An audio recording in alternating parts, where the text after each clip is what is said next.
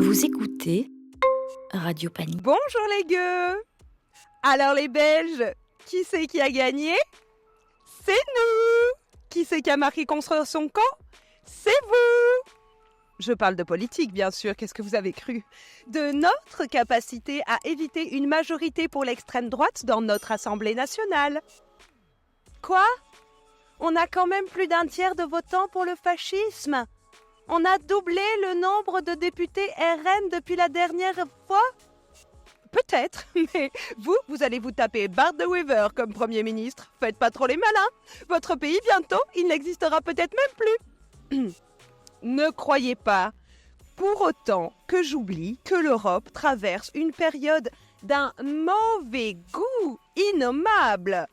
Vous connaissez ma passion pour les anachronismes, mais les années 1930, leur chemise brune et leur bruit de bottes, c'est un grand nom. Alors que la veste verte de Marine Tondelier, on adopte tout de suite.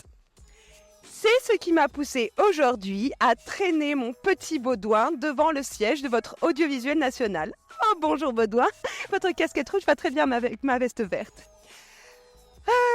Oui, afin de rendre un hommage à un monument du service public et de l'humour franco-belge tombé sur le front de la satire politique. J'ai nommé bien sûr l'émission de Charline Vanhoenacker sur France Inter. Émission qui a changé tellement de fois d'intitulé que nous avons été forcés d'apprendre le nom de famille de la présentatrice pour nous y retrouver.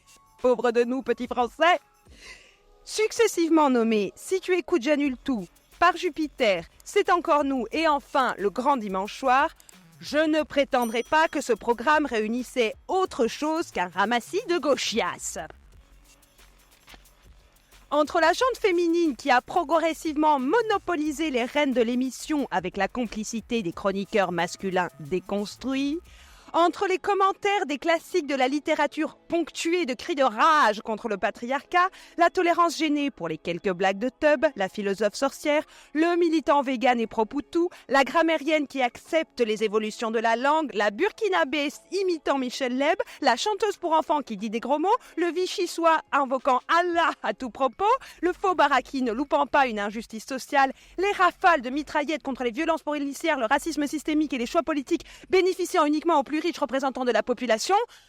Oui, cette tranche horaire était le refuge des fonctionnaires, des artistes, des étudiantes, ou peut-être de celles et ceux, tous milieux sociaux confondus, qui préfèrent un monde où chacun peut manger, se loger, se soigner, se cultiver et se reposer, à un monde où on peut librement se payer un SUV pendant que les autres crèvent et que la planète brûle. Je ne sais pas si cela faisait avancer leur cause, mais du moins les entrailles des anarcho-syndicalistes, tordus quotidiennement par les injustices et l'éco-anxiété, trouvaient là quelques heures par semaine d'exutoire. Comment, Madame la Marquise? Vous voulez dire que les impôts des Français payaient le réconfort moral de quelques islamo-gauchistes? Scandale! Il est bon que cette iniquité ait pris fin. Tout beau, braves gens. N'oublions pas que les services audiovisuels d'une démocratie ont l'obligation de présenter un panel de toutes les sensibilités politiques. Et quand les médias français se sont rendus coupables de favoritisme dernièrement, c'était plutôt envers l'extrême droite.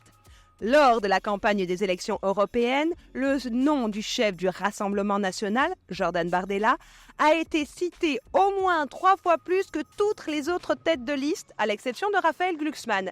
Oui, il y a un journal qui s'est amusé à compter. Mon petit Baudouin vous mettra la ref dans la description de la vidéo YouTube. Abonnez-vous.